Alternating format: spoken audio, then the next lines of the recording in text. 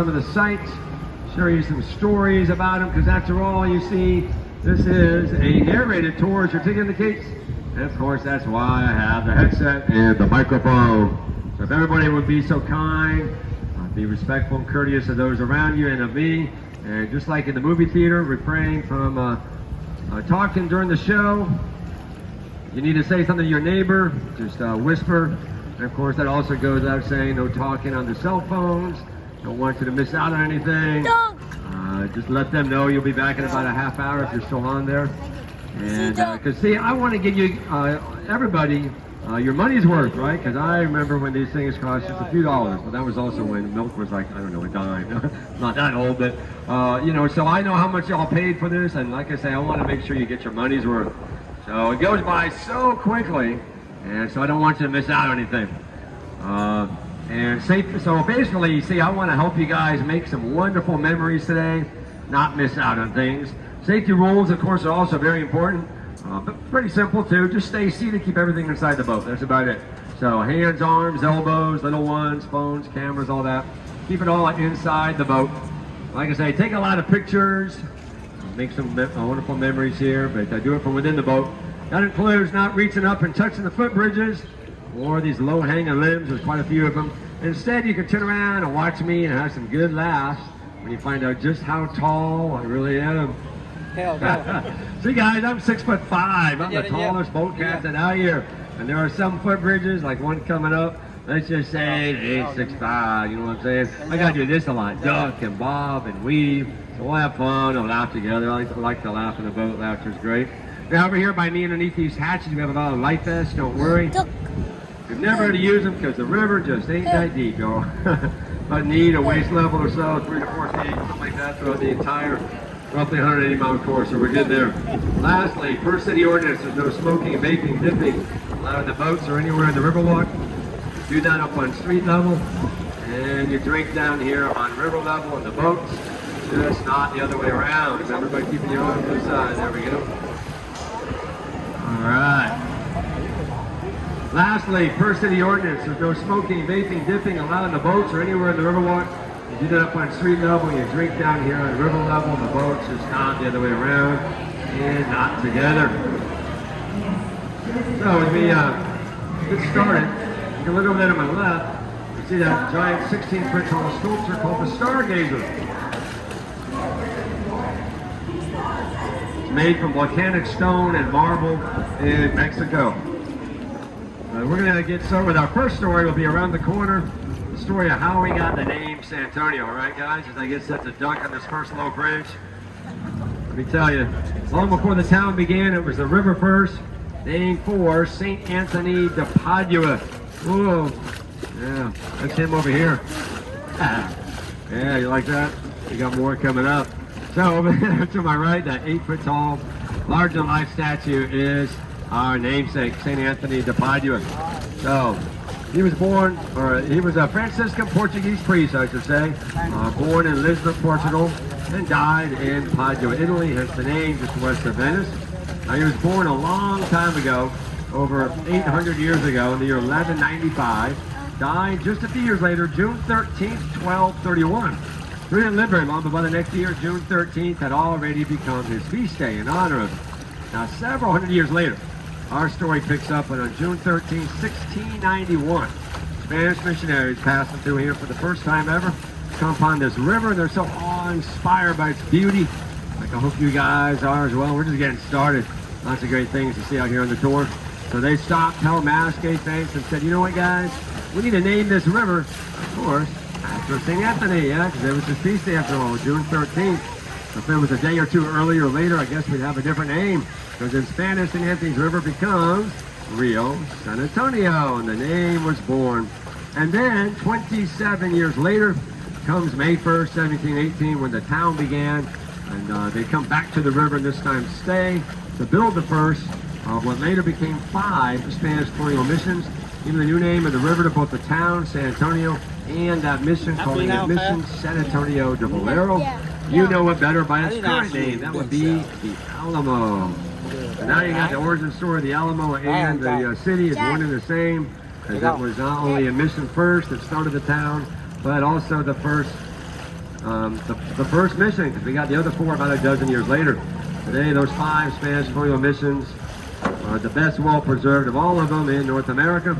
A few years back, they became a UNESCO World Heritage Site, the only one in Texas. Now, let me give you a quick timeline here. We know things started May 1st, 1718. For our 250th birthday, 1968, we got to hold the World's Fair here. It was held behind me up to my left, which is now mainly the convention center due to safety constraints. We'll be staying out of there when we come back. We'll just go to the mall. That came 20 years later behind me to my right.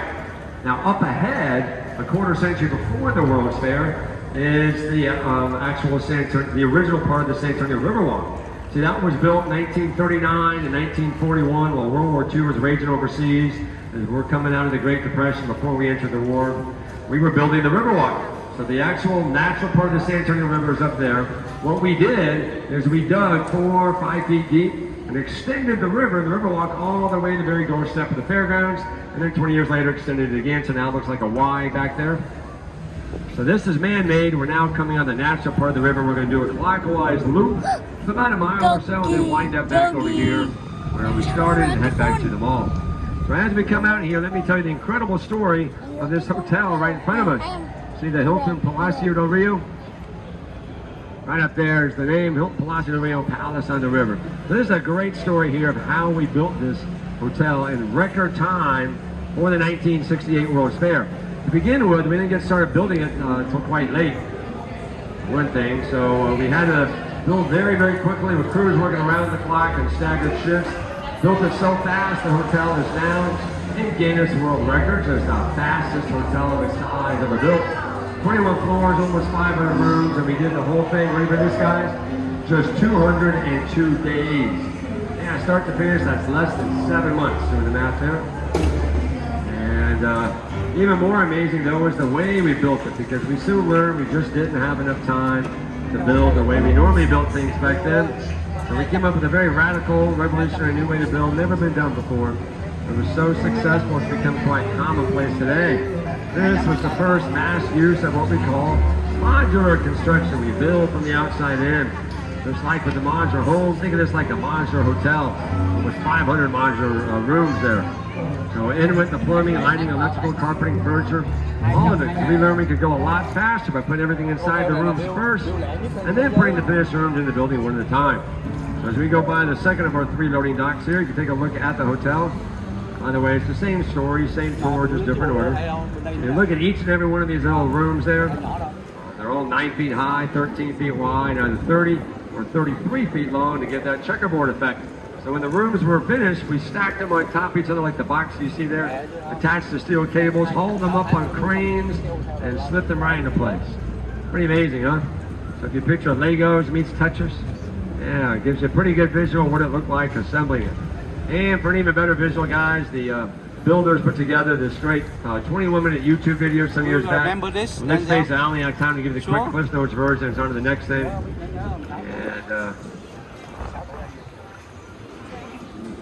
And actually, we're going to pause here. I need to scoop this bag out of the river. We get all kinds of things in here. It's horrible. We got trash cans all over the place. But these plastic bags can wind up underneath our propellers and cause big problems. So hang on just a quick second.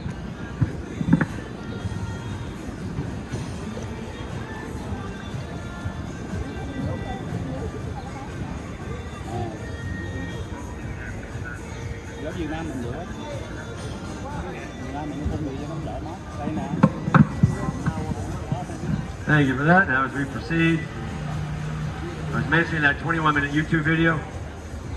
It ends with the grand opening on Monday, the 1st of April. The fair began that very same weekend, just 5 days later on Saturday the 6th, just in time. And like I say, you get a lot more information than what I had time to give you the quick Cliff Notes version, because then we move on to the next thing, which is we round this first corner on our clockwise loop heading west. Excuse me. West once again, just like when we left the mall. We're heading west. There's the sun going that way. We're coming in this beautiful outdoor amphitheater called the Arneson River Theater. This is where many of our river parades are broadcast from on TV. Hundreds of shows throughout the year on this stage. And guys, as we approach this stage, take a look to my right. You see these 3 archways over here. 5 bronze bells to symbolize the 5 missions of San Antonio. we've been talking about here, the Alamo and the other four. Now, after you watch the YouTube video of the Hilton Palacio in Rio back there, watch Miss Congeniality again. Remember that with the lovely Sandra Bullock? Yeah, about an hour to the movie. You'll see her on this very stage right here talking about world peace. And you'll see those 5 bells. Remember how they stand for the 5 missions? You'll see the audience cheering her on. A lot of our Air Force guys just graduated basic training. They're like, world peace, yeah! And then she comes under this bridge, and you'll laugh because you'll remember how I was too tall for this bridge right here. Yeah. All right. Like I said, laughter's so good here. We'll intersperse some, you know, dry history, try to make it a little bit more exciting with some laughs. So as we come over here, here's the place to go to tomorrow, get some air conditioning. Behind the sculpture of the cowboy, the vaquero, the Spanish cowboy, there's a 3-story building with 9 different galleries. It's called the Briscoe Western Art Museum. And it's open from 10 a.m. till 5 p.m., 10 to 5. And active duty